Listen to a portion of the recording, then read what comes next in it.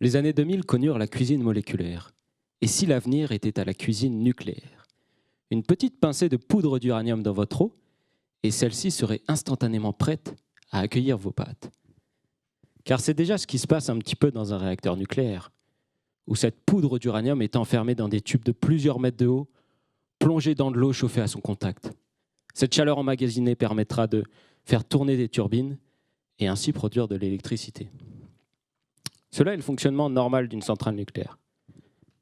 Considérons à présent le cas rarissime d'un accident grave, d'un accident de réactivité, où ces tubes sont amenés à se déformer, voire se rompre, permettant ainsi la rencontre passionnelle entre le combustible à plus de 2000 degrés, entre la poudre d'uranium à plus de 2000 degrés et l'eau à quelques centaines de degrés.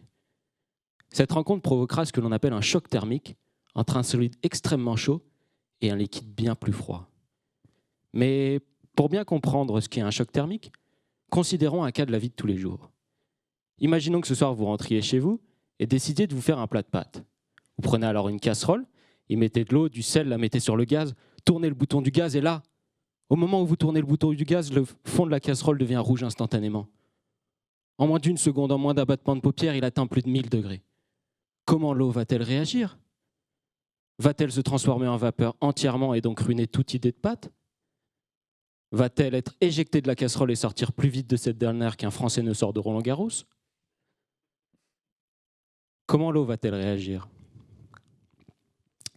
Eh bien, c'est à toutes ces questions que je tente de répondre au jour le jour au laboratoire, où après de nombreux essais, de nombreux échecs, j'utilise de fines plaques de tungstène tachées de sang, de larmes et de sueur, mais qui, une fois plongées dans le fluide, me permettent de créer un choc thermique. En effet, le tungstène permet de travailler à des températures extrêmement élevées, mais aussi et surtout, il est conducteur d'électricité. Ainsi, en utilisant l'effet Joule, qui est l'augmentation de température d'un élément au passage d'un courant, nous réussissons à créer, avec un choc électrique de plusieurs milliers d'ampères en quelques millisecondes, de créer un choc thermique de plusieurs milliers de degrés en quelques millisecondes.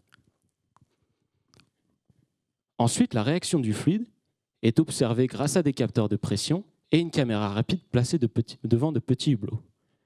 Et nous observons une augmentation de pression énorme et une création de vapeur tout aussi importante.